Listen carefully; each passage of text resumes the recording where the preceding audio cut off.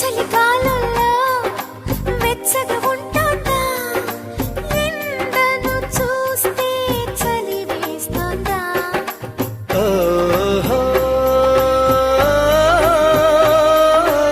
ఓహో, ఎదురుగా నువ్వున్నా విరహం పుడుతోంది, ఏ నిజమైన కలగా ఉంది. విసుగేతో కలిగింది, దిగులేతో పెరిగింది, అసలేతో జరిగింది, మతి కాస్త పోయింది.